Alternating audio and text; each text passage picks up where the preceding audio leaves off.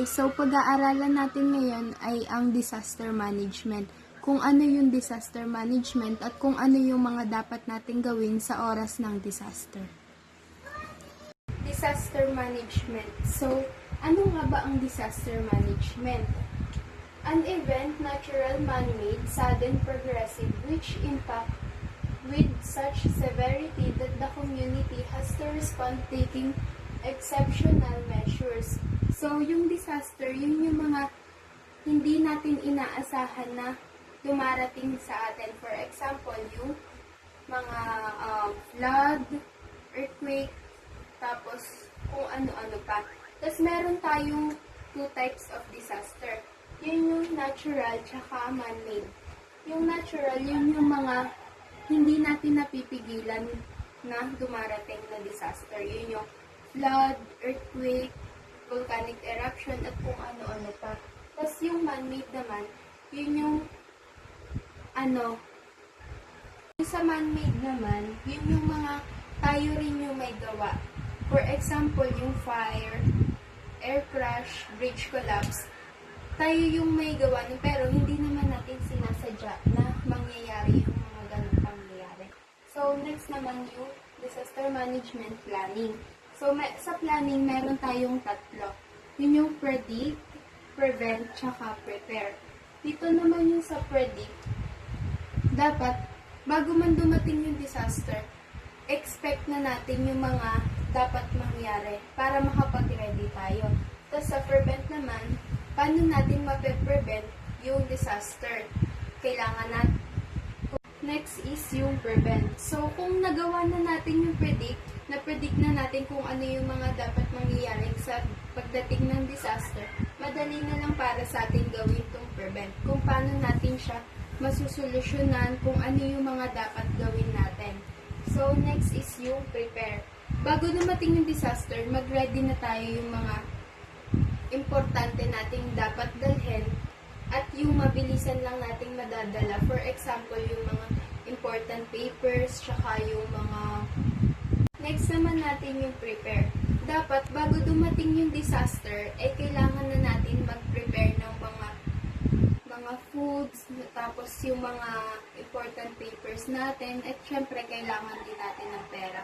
Hindi man natin lahat madala ng gamit natin sa bahay, pero at least meron tayong mga importanteng gamit na magagamit natin sa araw-araw bago matapos yung disaster. So, next naman natin yung operation. Sa operation naman, yun yung i-report ng next reporter. So, that's all. Thank you. So, hi guys! My name is Colleen J. Nervis from Bsoa first year. We're here to discuss about the Prepare Disaster Action Plan. So, Prepare Disaster Action Plan, it is planned and systematic approach towards understanding and solving the disaster to minimize the effect.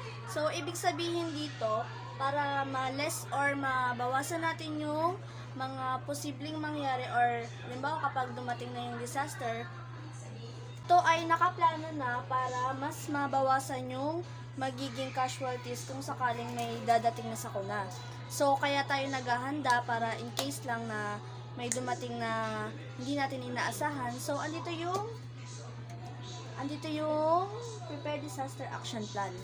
So, next, capacity development. So, sabi dyan, gumawa sila nagsanay sila ng pinakamagaling na mga medical para dun sa paghahanda sa disaster. So, dito naman, initiation of training of paramedics for disaster management. So, ayan, nagpapasok sila or nagsasanay sila ng mga paramedics para dun sa gaganapin na disaster action plan. So, dito naman, creation of detection, decontamination facilities. So, yun. Ibig sabihin dyan, nagde-decontaminate sila ng mga facilities na, halimbawa, for example, may mga nasugatan, doon nila ipapasok yung mga nasugatan, tapos syempre gagamutin nila. So, ayan. Dito naman sa organizational development, National Disaster Management Authority, NDMA, constituted in December 2005 DM Act. So, andito yung NDMA, Chairman, PM. SDMA are constituted thereafter. SDMA, Chairman, CM. DDMA, constituted. DDMA, Chairman, DMDC. So, dito naman sa NDMA, dito naman sa NDMA, Secretariat, Cabinet Secretary. Dito sa DM1, Mitigation, Preparedness, Plans, Reconstruction, Community Awareness, Financial Aspects. Dito naman sa DM2, Capacity Dev, Training, Knowledge Management. Pre-hospital plan. So, ano nga ba yung mga nakapaloob doon sa pre-hospital plan? So, ito yung mga nakapaloob doon. First, sa DDMA, District Disaster Committee, Head Local Administration, Representative of Police, Representatives of Fire Services, Representative of CATS, Representatives of Corporate Body, Representatives of Voluntary Organization, Representatives of Media, Hospital Representatives, Army should be called into action as when required. So, ito yung mga yung mga parang natin kapag pag halimbawa dumating yung sakuna, ito yung mga parang mangunguna sa atin in case na ganon. Next is guidelines for DDMA. So first, andito yung preparation of action plan, allocation of adequate resources, ensure implementation, laying down role and responsibilities of different services, regulatory framework, code of practices, procedures and standards, statutory inspection, safety, auditing and testing of emergency plans, technical and technological information and preparedness, education and training, creation of DDMA, infrastructure, capacity development of all terms, awareness generation among public, institutional framework at all levels. Next, networking and information sharing, medical preparedness by medical teams, research and development, response, relief and rehabilitation, evacuation plan, and mock drill. So, ito yung mga alituntunin para sa DDMA. Next is response by DDMA. So, first, instantaneous instruction for forthwith movement of rescue team with personal protective equipment or PPE. Next, simultaneously QRNT quick response medical team with PPE on will reach to MISHAP site immediately along with resuscitation, protection, detection, and decontamination equipment and materials. Next, decontamination, resuscitation, triage, and evacuation work must be done as per SOPs. DDMA will immediately inform state and national disaster management authorities appraising about situation and extent of damage so that SDMA and NDMA can plan to send relief teams and supports. Ito yung mga tutugon doon para sa DDMA. So next, Hospital Disaster Plan. So ano nga yung mga nakapaloob doon sa Hospital Disaster Plan? So ito yung mga nakapaloob doon. First, Hospital Disaster Plan is prepared to reduce the pressure on the hospital management when a large number of casualties arriving suddenly in the hospital at a time, requiring different level of care. So, sabi dito, Hospital Disaster Plan daw is inihanda para mabawasan yung pressure dun sa hospital kasi syempre, example lang na maraming masusugatan, mababawasan yung pressure, saka yung mga casualties ng masusugatan. Next, the plan should be activated immediately to provide efficient care to the patients within a short span of time. So, ayan, sabi naman dito, kailangan lagi silang aktibo para syempre masolusyonan or mabigyan kaagad nila ng lunas yung mga nag-aantay na patients.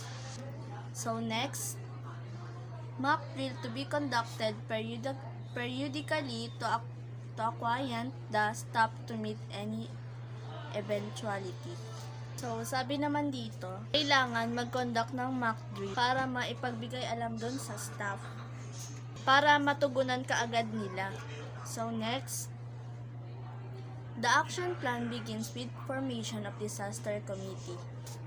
So next, keeping adequate storage of supplies in the emergency department. And lastly, keeping disaster SOP in the casualty.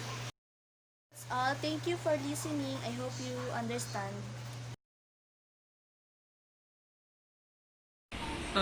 Hello, I'm John Andrea May A.S. Tasio from Bsoa. Andito po ako para i-report ang Hospital Disaster Action Plan. So, ang Hospital Disaster Reaction Plan ay meron pong Hospital Disaster Committee na merong kinapapalooban na care at the site at care in the hospital. Ang care in the hospital naman po ay merong two types, internal disaster plan at external disaster plan. So, dito po ako para i-report po kung ano yung mga kailangan na gawin. First, care at the site. Do not allow golden hour to expire first hour.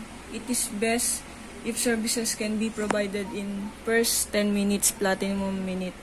BLS, ALS, ABC stands for air breathing circulation. DFF stands for defibrillator, 18 intubation, ECG fluid, and electrolyte. Yung pong golden hour is ayan po yung limit kumbaga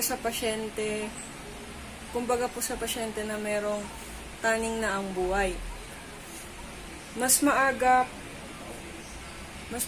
po na magpatulong or paunang lunas sa loob ng 10 minutes.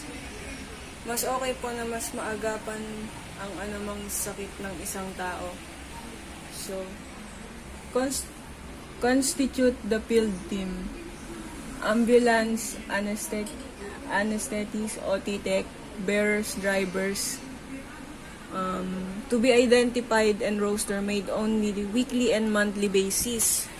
So, dyan po ay, ang meaning po nun, for contact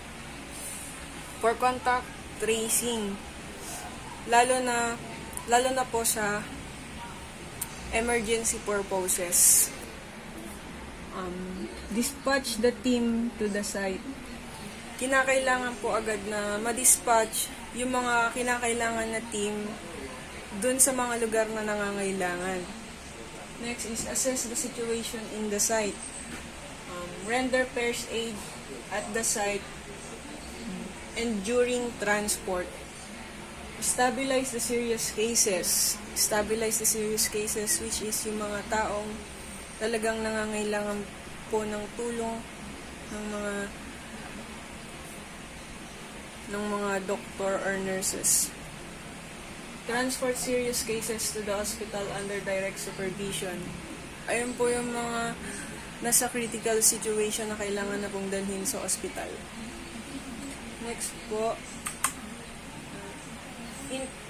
internal disaster plan. It is activated when the hospital buildings are affected in disaster action plan. Should clearly mention alternate site. Dharmashala, temple schools, playground nearby. Folding tents, cots, trolleys for temporary shelters. Yun po yung talagang wala nang mapagdalan, kinakailangan na pong maglagay ng tent or cots, trolleys for temporary shelters ng mga tao. Identify nearby tent house to provide beds and blankets. TPT for transportation of cases to alternate sites or hospital. First aid and drug kits, portable lights.